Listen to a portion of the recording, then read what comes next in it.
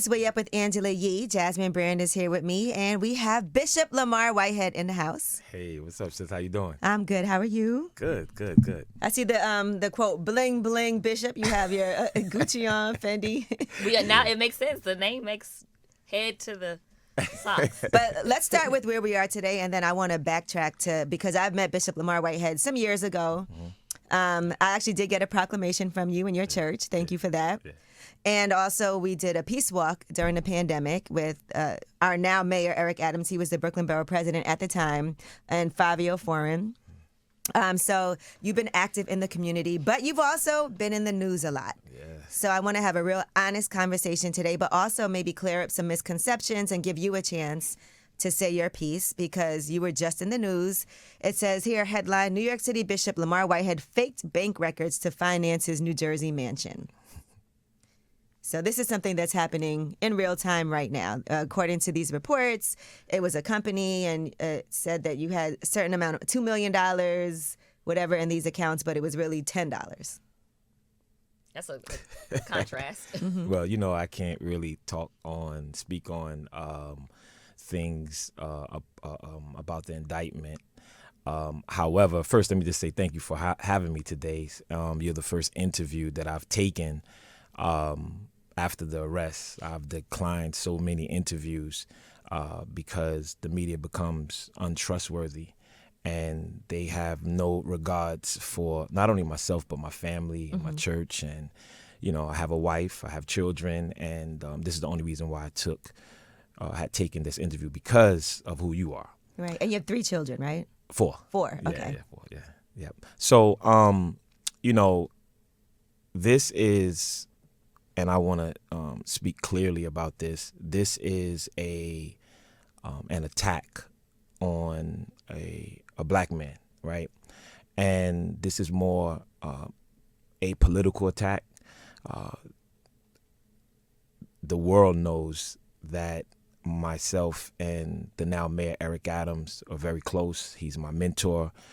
We haven't been that close within the last year or so because of this mass attack on my life. And you guys are going to see as things progress that I'm collateral damage. I'm a young black pastor that come from a broken home. My father was beaten, strangled to death by 16 police officers because of the color of his skin. My mom raised me. I was sent away to prison back in 2008 illegally, fake search warrants, and all different type of things that, we black men have to go through. It's just just real life. We talk about how the police kill black men, but we don't talk about how court documents and court paperwork and prosecution kill black men. And they not only destroy us financially, but they kill our credibility. And this is what you're seeing happening to me right now. And I know as we go further in this interview, you'll be able to ask me questions that I'm a little upset. I'm sorry. It's okay. But you've been going through a lot in the press, so I do want to yeah. give you the opportunity to have this platform and to be honest and transparent, because, okay, so let's start at the beginning. You say your father was murdered by the police, right? And you were raised by your mom. Yep. And I saw that story also. There's an article in the New Yorker that details a lot of different things about you. And even in that situation, right, you didn't grow up knowing your father. Yeah. No, I didn't know my father. I was 6 weeks old when my father was beat to death. And I did the research, Angela, because I'm a word studier, and I'm a researcher. And I did the research. I said, well, if my dad died, right? I said, well, let me see at least if he was on Earth when Father's Day was here. That I had the opportunity to at least see him on Father's Day, and he died June 14th, 1978. And Father's Day was June 18th, 1978. And I was even slandered with that where, now I've became not a human being, but I've became content. So the YouTubers and the bloggers, they have even reached out to some siblings on that side of my family. And for them to get clickbait, they want to call me a fake. They want to, so from every aspect of my life, every area I've been attacked. From my father, from me being a bishop, from me being an apostle, from me having my church, everything that I can be attacked by, I'm being attacked. Like there's nothing else. I'm talking about everything. You name So it. growing up without a father is not easy, obviously. You grew up in Brooklyn. Yes. Okay. And so you did get into some trouble. You did get sentenced to 10 years and went to prison for 5 years. And that was for stolen identities, right? Yes. Can you detail what happened in that situation? Yeah. So I was arrested by one of, if not the most racist counties in the world, Suffolk County, and I did almost 6 years in prison. I came home on a reversal. However, me and my attorneys during the appeals, we found so much information where the district attorney hid evidence from us. There were fabricated search warrants. It's so many things that happened in that case that that allowed me to be convicted because I went to trial. However, the question becomes, okay, I was found guilty of some of the counts. But the question becomes, if the district attorney has hid information from my attorneys, which would be exculpatory evidence, which I could be vindicated, and they hid that information, am I still guilty? But the world and the media, they stick to the guilty. And it's a process to unravel that. There is a whole legal process that I'm going through with that. I will say, but okay, so when you were on trial, right? Before you went to trial, you were ordained. Yes. What made you decide to do that? God. That was just all God. I was in the ministry. My mom always brought me to church, but I would say, however, maybe a year prior to that, that was in 2006. I was just really into church, really hard, really stern. I was into real estate, had my own firm. I bought into a mortgage industry, or franchise rather, and it was just phenomenal. So my spirituality, the Christianity balanced me, and I became a minister in 2007, and I just kept pushing from there. And I want to ask you this because, I have a really good friend who she ended up going to prison, and she said it took her some time to take accountability for that she had done something that was wrong, and to just be like, okay, you know what, I'm in here, and I did. It was drug charges for her, right? So for you, accountability wise, I'm very big on accountability. My accountability doesn't have to be public, right? My accountability is with God. And we're coming up to one of the most holiest months of the year, or the holiest days of the year. Resurrection Sunday is coming, and my Christ died for the remission of my sins, right? And I've done a lot of wrong in my life. If I didn't, I would be Jesus. So my accountability is between me and God.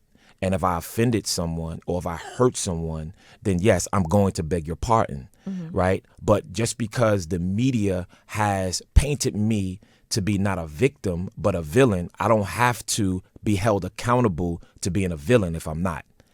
Jasmine, you had a question? Do you think that the public's perception, and you may not care, would be different if you were accountable publicly? Like if you said, hey, I will say that I'm guilty of, doing this, or I was wrong in this. Do you think their perception, the public's perception and the media's perception, would be different if you took public accountability? Well, I'm never going to take public accountability to a lie. Right. No, You're I'm right, saying for yeah. things that you have done. Not Yeah, Right, of course. but because back then when you went, you did go to jail, but the charges, I guess, were identity theft and stealing people's, to get cars or whatever.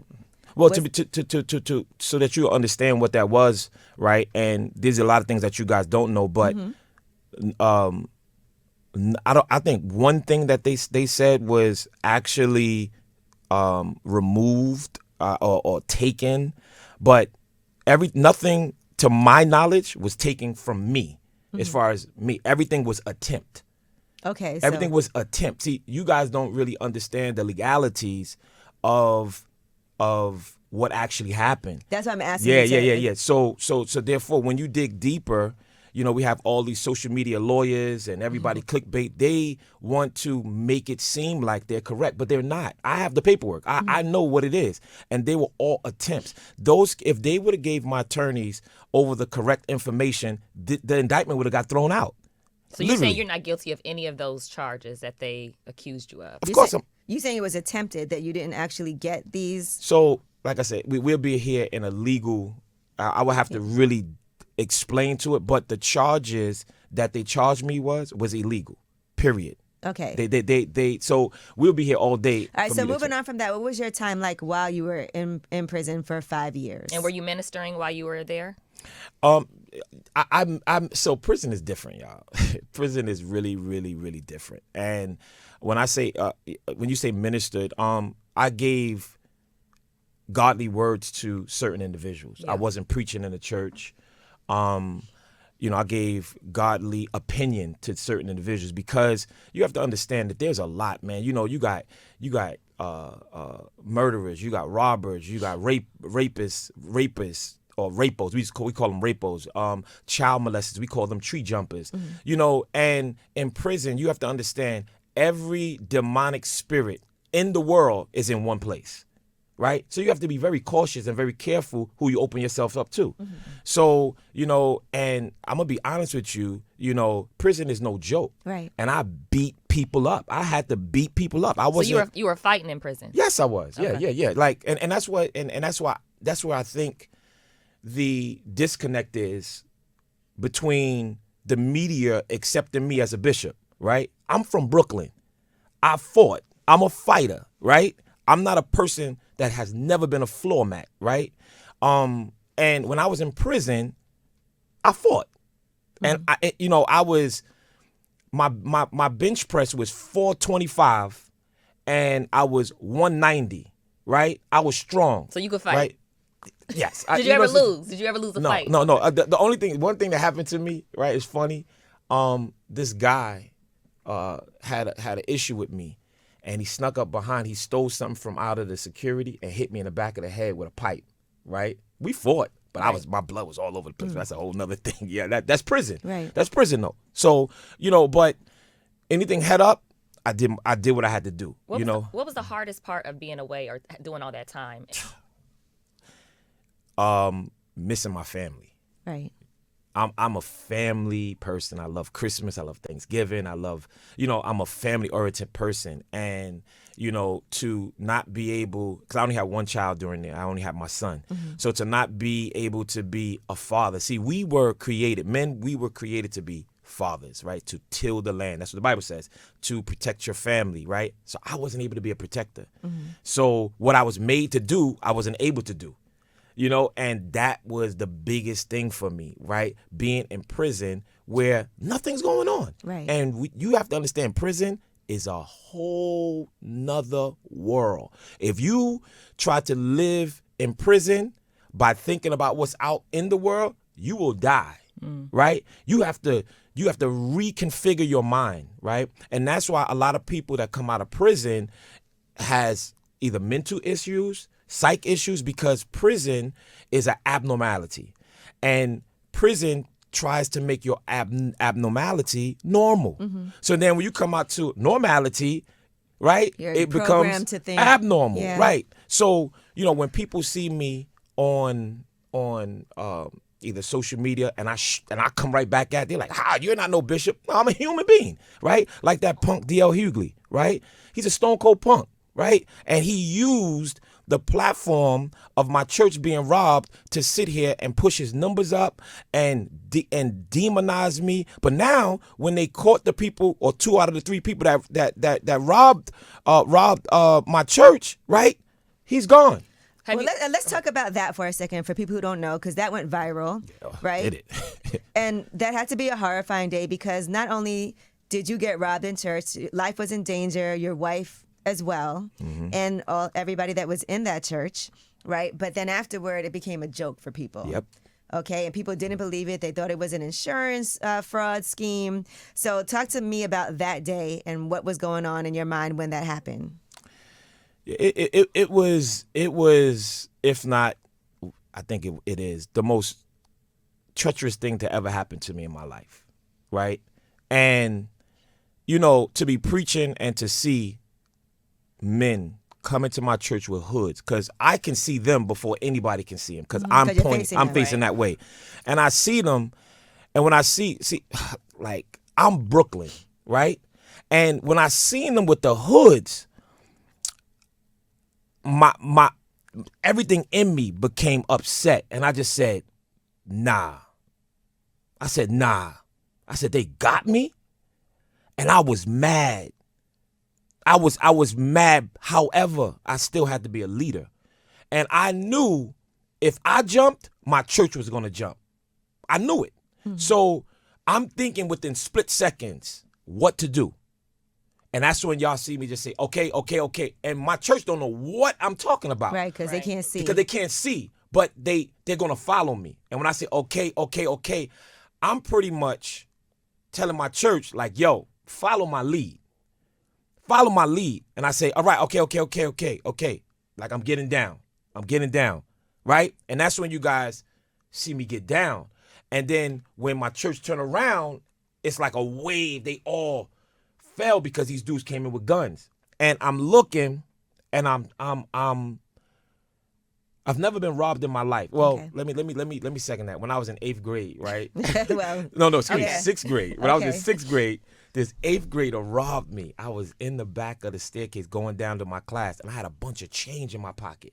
So I'm running down, and my change jiggling, and this 8th grader took me in the corner, bigger than me, and punched me in my face and took my change. something you'll never forget. Right. What? He's saying it like it just happened yesterday.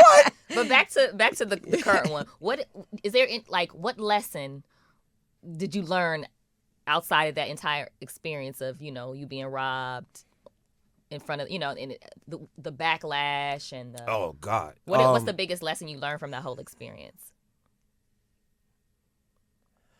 The biggest lesson, there's so many lessons, but the biggest lesson that I've learned is to love my family closer, to be more closer to my family, because Anything could have happened. Yeah. anything could have happened. And for these guys to come into my church and do what they did, they had no morals. And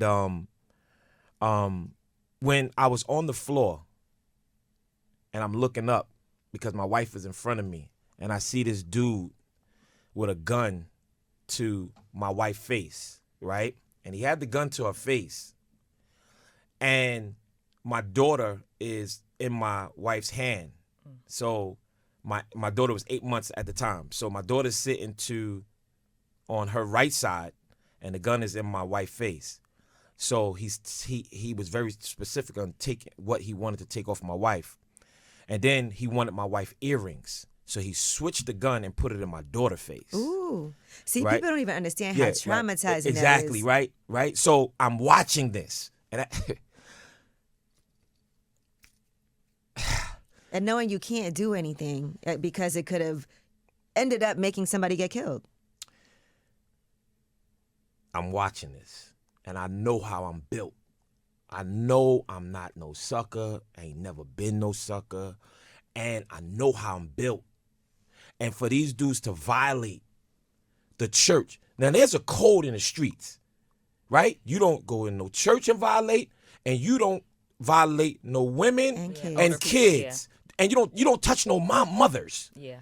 So I'm sitting here, and I can't get up now. Yeah. I'm already down. Not to mention that there's another guy.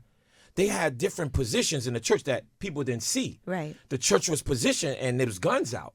So once I'm down, I'm down. If I It's not get just up, about you. It's it's everybody's everybody. lives. Yeah. It's about everybody now. So after he takes my wife's jury, then he comes up to me and he has the gun over my head and he starts to take my jury, all my jury off. And I had, he took a few chains off, but then I had one of my huge Cubans underneath, right? And he started tapping my back. Because it was Communion Sunday, too. So I had my collar on. So he started tapping my back. And he said, where's that? Like he knew. So, yeah, they knew what they were looking Like for. he knew. And then he felt it. And then he grabbed the back of my neck and started yanking me. So if you see the video, you'll see my neck going like this. So he trying to pop my my clergy collar and pop my chain.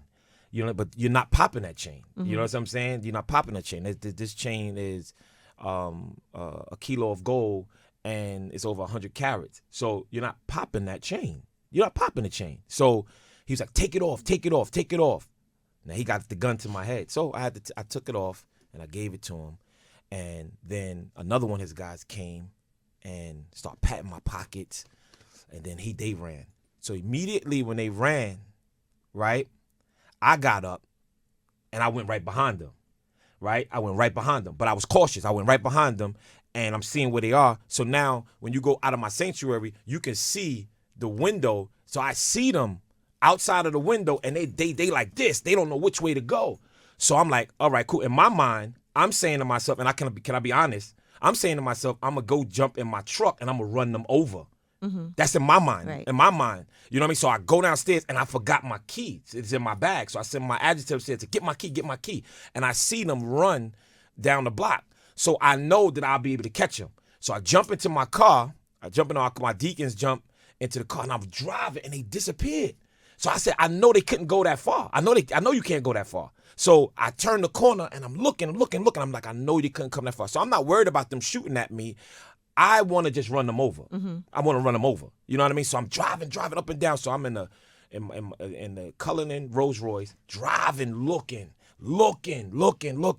So now some of my viewers had all called the police. Anyway, so I'm looking for them. I didn't find them. So I come back around and then I see all the police on the corner of the block. And I said, what's going on? So an eyewitness said that they saw the guys jump in the car and get out the car. They changed the car. So I must have drove by the car. Oh, okay, not knowing. You know what I'm saying? Not knowing. So I know you want to go into more things. And there's still one person at large, yeah, right? there's still Did one you person. Did you know any of them? Do you think you No. recognized them from anywhere? No, I didn't know them. Because I feel like the story that two of them got apprehended wasn't as big as Right. the fact that people thought it was fake. Right. So everybody for 2 months, Angela, 2 months destroyed me, killed me for 2 months. He set up the robbery. He did this, and I couldn't talk about it because I didn't know nothing about it. I didn't know, and the federal prosecutor and the federal agents was saying, Bishop, please don't say nothing. This is under investigation. We're going through this. We're going through that. We know who they are. This And I couldn't know say it's hard anything. for you to not say nothing. I know you was like, Yo, man, so let me ask you this though: being a bishop, do you forgive them? yes. Okay. Yeah, heck yeah. Yes, I forgive them wholeheartedly. You yeah. forgive D.L. Hughley? I forgive him, but I don't forget. D.L. Hughley, let me tell you something. He's a punk, right? And we all know that. Why do you say that? Because he's a clown. How do you not do the research? How do you not do the research? So he wanted me. He wanted me on the show, right? And my team told me, they said, "Yo, his team said he doesn't like you." I said, "No problem. No problem." I said, "Why don't you? Why does he like me?" He doesn't know. So I went on his show. I was on the phone. They did the on the phone, and he was just mad and nasty. I said, "Brother, look, man, if we're gonna have a conversation, let's be respectful." And he was like, "No, you deserve to get robbed. You robbing the people." I said, "What?" All right, well, let's get away from that for a second and let's talk about that. So now there's the parishioner who's saying that you took $90,000 from her. She was trying to get some real estate advice from you. She thought she was investing, and then now that comes out in the news after this. Right. So now, right, you're going to see that she was never a parishioner. Mm-hmm. She was never a member of my church. Once again, the media is going to portray it to be something it's not. She was never, and I'm hoping her pastor would step up. I know. How did you know her? So her son was a part of my ministry. Gotcha. Okay. Right. Her son was my assistant. Okay. And her son wanted to be involved with real estate because that's what I do. And I helped her son get their first house. Okay. I helped her son, and I helped them with him and his wife. I married him and his wife. Okay. They was very close to me. And what this is a dysfunctional member, which is her son, that's upset that I had to remove him out of my ministry. Okay. Right? So his mother invested into him. He invested into. So he invested on behalf of his. It was his mother's money. Listen, from my understanding, right? His mother, that was their thing. It ain't Right. my thing, right? But what did they give you the money for? To invest in real estate? To invest in real Okay. estate, right? However, and I can't really get into it, but Okay. it's like he took a lot of the money because he couldn't afford his lifestyle. Which I was okay, no problem. But y'all gonna see all that come out. Okay. My thing is Are this. there charges in that situation, or is that just an accusation? So what they have done is they've changed, because this was a civil matter for I think going on 2 years now. So now they changed it to a criminal matter, and that's what we said. That's what my attorney saying. Like, how do you change a civil suit into a criminal matter? Right? It's like, whoa. But the media and everybody is going to portray it. Oh, the parishioner, you took the old lady's money. Well, that's what she said, though. She said, didn't she say she's part of your church? No, where did she say that? Okay. I've never. Okay, now let's move on to the next thing. Then there was a situation, back to the mayor, where you orchestrated for a man who murdered someone to turn himself in. Mm-hmm. That's where it all started. Okay, talk about that. Yeah, that's where it all started. And that's what everybody's missing. Everybody's looking at the robbery. Everybody's looking at this federal indictment. But where all of this stuff started, it started in the month of May when I got a phone call from a person that follows my ministry. And at once, I believe they was members. I was close to their family. I believe I did about 2 funerals for their family, whatever. So they knew me, and they called me and said, "Bishop, we need your help." Fast forward, I said, "What's going on?" She said, "My nephew is wanted by the police. It's national. They're saying that he killed somebody on the train." So I said, "All right, I'll call you back. Let me check this out." So I get on the I get on the internet. I said, "Wow, oh my goodness." So I called her back. I said, "Look, what's going on?" So she said, "Well, they're kicking in all these doors and I don't want him to die." I said, "Well, listen, you got to follow my lead. I'll help you, but you got to let me know what's going on." So she said, "He's a good kid." I didn't know the young kid, but he said, "He's a good kid. He's this, he's that." I said, "No problem." So I got off the phone and I called the mayor and I said, "Eric," I said, "Look, this young man who's all over the news, who they're looking for, his family just reached out to me." I said, "Listen, I need your assistance to be there when I turn this young man in so he don't die. I don't want him to die." Mm-hmm. You know what I'm saying? So he said, "All right." He said, "All right, Bishop, let me know what you need." So then I called some other NYPD top officials, and they were saying, "Bishop, we will, if you want us to bring a van, we will bring a van. We will make sure that he doesn't get, they said everybody." So many different NYPD commands. I'm talking about so many commands start calling me saying that Bishop got the shooter. So anyway, I told them, I said, "Look, follow my lead so you'll be all right." Fast forward, this legal aid who he had wanted to get a name. So she convinced them to reroute from me to go to her.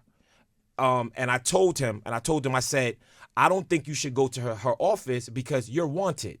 And I said, "If you don't think they're sticking out her office, you're crazy." I said, "Meet me at the 5th precinct. Everybody's here already. I'm going to walk to you and you're going to be able to turn yourself in." I get a text. So I pull up in front of the 5th precinct. And I pull up in the Rolls Royce Cullinan. Mm-hmm. And I was already dressed for the day. So I had a Fendi blazer on, a Fendi suit, Fendi shoes, and some pants. So I get out the car and media went crazy. And so I got a text from the mother and she said, please meet us over by the lawyer's office. And I'm like, oh my goodness, y'all switching stuff up. Y'all. So I had to leave. I drove around the block like 4 times to make sure that I wasn't followed because I didn't want this kid. I didn't want them to start shooting. Anyway, I'm waiting for him at his attorney's office. When we get to the attorney's office, we're waiting. He pulls up maybe 15 minutes later, and I come outside to meet him because I seen his mother walking first. And I said, where's he at? She said, he outside. So I'm going through the double doors, and boom, all of the police, guns out, put him on the floor. So I was very upset that happened. Mm-hmm. I get back to the precinct, and that's when they start saying failed turning. Bishop Whitehead failed to turn the guy in, and that's when the whole story changed. Bling bling Bishop. That's where we get that from. So you feel like you're being targeted because Yes. I've seen some of this paperwork. Mm-hmm. All right. So why would the FBI be targeting you? Well, if you read the New Yorker, right, there's somebody in the New Yorker that has came out. And he was recording conversations with you. So now there's a person, Brandon Belmonte, right, that was all in this article. And he said that you were saying that you had an in with City Hall. You could get all kinds of deals done for him. You could get him access, but you were trying to extort him for money. So I was now that I understand what's going on, I was set up. This guy that you just spoke of is a known con man. And it's so crazy to me. Yes, he's a white man. He's a white man. And it's crazy to me how the media is protecting him. Nobody's talking about him. Nobody. And if everybody can Google me, all you got to do is Google him. And you guys are going to see it all come out that I was set up. That this whole story and this whole narrative was set up because you're going to find out that there's a whole lot of paperwork going around that he's a whistleblower. And what the streets are telling me now since he did that is, he's a known informant. And I didn't know him. I don't know him. I knew him. I met him probably, he fixed my wife's car. He asked me to rent one of my So he owns an auto body shop. Yes. Mm-hmm. Yeah, he owns an auto body shop. And, he fixed my wife's car. He overheard me being into real estate. He told me he's in the real estate. And he made me a project. And listen, I just got through running for borough president. 2 years ago? Nobody bothered me. The feds didn't bother me. Nobody bothered me. Now, all of a sudden, this white man set me up, and he's setting me up. And at the end of the day, so with all of these things that's coming out, right? Everybody's saying, well, the feds' conviction rate is 98%. True. However, if it's based off of a lie, then what? Why do you think he's setting you up? What's his motivation? I believe he has other criminal charges. Okay. And he's trying to work it off. Gotcha. And if you do the research, ever since that article came out, over I think 6 to 8 victims of his where he stole over $2 million. I'm talking about these Hasidic Jews from upstate. They just called me. I can show you their message. They called me, they texted me and said that he has stolen over $600,000 from him, cash. And they placed over 16 cars in their names that he was renting, and he took the cars. And this is what he's doing. I got calls from Florida. He stole from a young Caucasian man in Florida, $120,000. There is people in New York. So he's stealing money. And what he's doing is, as far as what they're telling me, these victims, the victim is saying that he's sending pictures of fake wires and he's sending pictures of fake checks saying that he's deposited in it, but then calling and canceling the check. He's doing so much. When everybody sees this, right?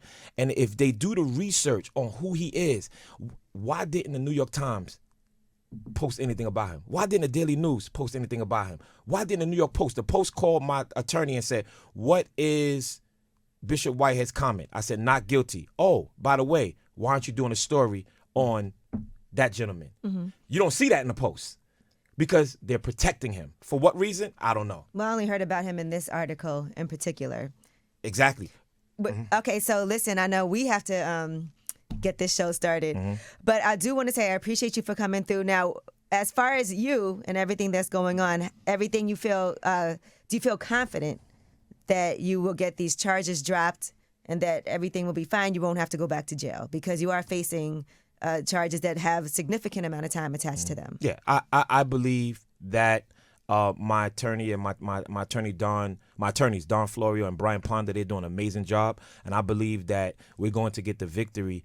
And however, what I'm asking is the first black district attorney of the Southern District to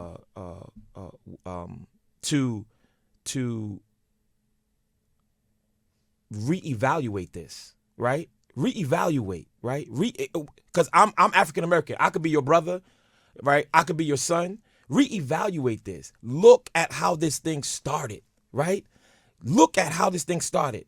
And I think everybody should reach out to, I think his name is Damian Williams. I believe his name is. I saw that. Yeah, Damian Williams. Look into this. Just look into this, because if the person is a liar, then the perception is going to be a lie. And reality is going to be a lie. I'm asking him to look into this because I am being targeted, because the mayor of New York is being targeted, and it's the Bishop Whitehead and the mayor of New York City is being trying to be trapped and set up by the real con man. And I just want my life back, Angela. That's it. I want my life back. Right. And that's it. I want my life back. People are running from me because of these charges. I want my life back. All right. Well, thank you so much for coming through. And I'm glad that you had the platform to tell your side. I know people look at you, they're like, why is a bishop wearing all this designer stuff? Why does he have $1 million worth of jewelry, et cetera, et cetera? But I feel like none of that is significant when it comes to what it is that you're dealing with here. Well, I just want to say this. I know because you have to go, but let me tell you this. I've done so much work in the community, and I'm doing so much work in the community. That's how we met. I do things in the community, and all of that's overshadowed. And they have turned me from a victim to a villain. And I think that they should change the narrative and understand that I'm a young black man that's striving just like anybody else. Thank you. Thank you.